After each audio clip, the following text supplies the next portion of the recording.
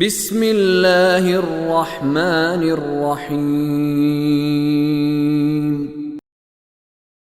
فكان عاقبتهما أنهما في النار خالدين فيها وذلك جزاء الظالمين يا أيها الذين آمنوا اتقوا الله ولتنظر نفس ما قدمت لغد واتقوا الله إن الله خبير بما تعملون ولا تكونوا كالذين نسوا الله فأنساهم أنفسهم أولئك هم الفاسقون لا يستوي أصحاب النار وأصحاب الجنة أصحاب الجنة هم الفائزون لو أنزلنا هذا القرآن على جبل لرأيته خاشعا متصدعا من خشية الله وتلك الأمثال نضربها للناس لعلهم يتفكرون هو الله الذي لا إله إلا هو عالم الغيب والشهادة هو الرحمن الرحیم۔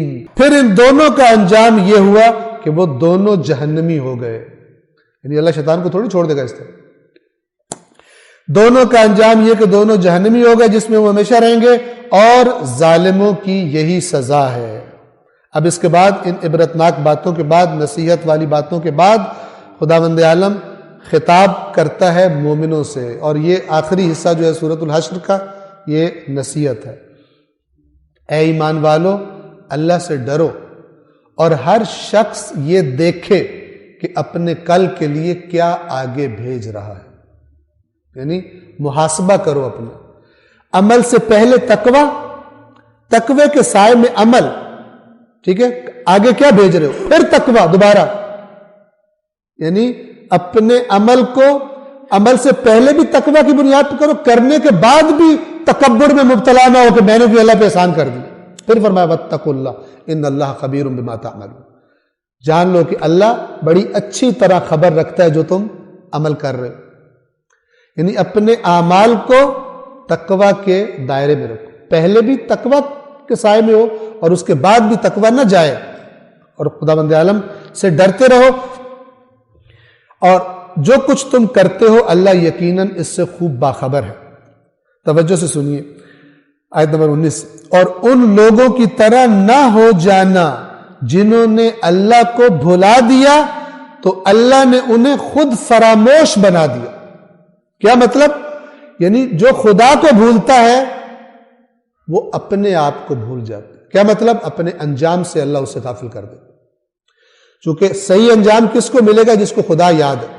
یہ سورہ زخرف میں ایک آیت گزر چکی، وہاں اللہ تعالیٰ نے فرمایا تھا وَمَن يَعْشُ عَن ذِكْرِ الرَّحْمَنِ نُقَيِّضْ لَهُ شَيْطَانًا فَهُوَ لَهُ قَرِينٌ، جو رحمان کی یاد سے غافل ہو جاتا ہے، یہ رحمان کیوں بولا یہاں پر؟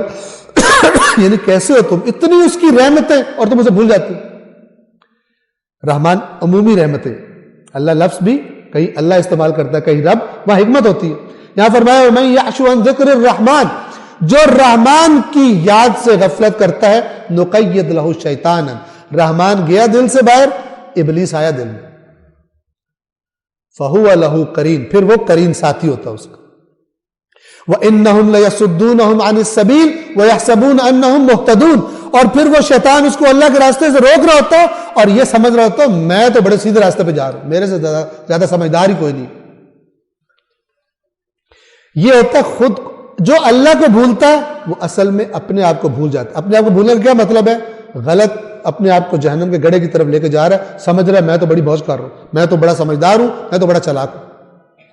لیکن یہ آیت بتا رہی ہے ان کی طرح نہ بننا جنہوں نے خدا اللہ کو بھلا دیا تو اللہ نے انہیں اپنا آپ بھلا دیا، یعنی وہ اپنے آپ کو بھول گئے۔ اپنے آپ کو بھول گیا مطلب جہنم کی طرف جا رہا ہے، سمجھ رہا ہے میں بڑا سیدھے راستے پر۔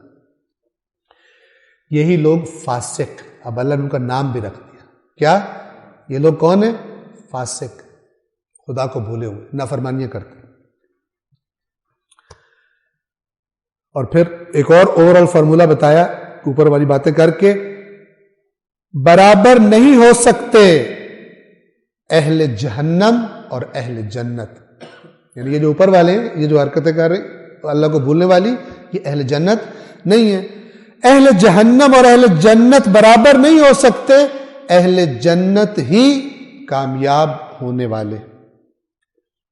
اور اگلی آیت قرآن کے بارے میں 21ویں آیت، اگر ہم اس قرآن کو، اب یہ خداوند عالم ایک تمثیل کی زبان میں بیان کر رہا ہے کہ اس قرآن میں میں نے کتنی تاثیر رکھی ہے۔ اگر ہم اس قرآن کو کسی پہاڑ پر نازل کرتے تو آپ دیکھتے کہ اللہ کے خوف سے وہ جھک جاتا اور ٹوٹ کر ریزہ ریزہ ہو جاتا اس قرآن کی تاثیر سے۔ اور ہم یہ مثالیں لوگوں کے لیے اس لیے بیان کرتے ہیں شاید وہ فکر کریں کہ یہ جو قرآن ہے یہ اگر مجھ پہ اثر نہیں کرا تو میرے دل میں کیوں اتنی سختی ہو گئی ہے، اور پھر خدا سے دعا کرے کہ خدایا جس چیز نے میرے دل کو اتنا سخت کر دیا ہے کہ تو فرما رہا ہے کہ یہ قرآن پہاڑ پر نازل کرتے تو ریزہ ریزہ ہو جاتا، تو میرے پتھروں سے زیادہ سخت دل اس کا مطلب ہو گیا ہے، اس پہ قرآن کا اثر نہیں ہو رہا، تو خدایا میرے دل کو نرم کر اور وہ چیزیں دور کر دے اس دل سے جن کی وجہ سے دل سخت ہو جاتا۔ اور یہ شقاوت جو ہے دلوں کی، یہ پتھروں سے زیادہ ہو جاتا ہے۔ حیوانوں سے، درندوں سے بدتر بن جاتا ہے انسان اگر خداوند عالم کے نافرمانیوں میں آگے سے آگے بڑھتا چلا جائے۔ ہم یہ مثالیں لوگوں کے لیے اس لیے بیان کرتے ہیں کہ شاید وہ فکر کرے۔ اور اس کے بعد یہ جو اگلی آخری آیات ہے، یہ اب اللہ کہہ رہا ہے کہ اب دیکھو کہ یہ جس نے یہ قرآن نازل کیا اس کی صفات کیا ہے، جس کی طرف سے یہ قرآن آیا ہے اس کی صفات کیا ہے۔ وہی اللہ ہے جس کے سوا کوئی معبود نہیں، غیب اور ظاہر شہادت، یعنی جو جس کا مشاہدہ ہو سکتا ہے، غیب جس کا مشاہدہ نہیں ہو سکتا، ہم نہیں کر سکتے، عالم الغیب اور شہود کا علم رکھنے والا وہی رحمان رحیم ہے۔ صدق اللہ العلی العظیم۔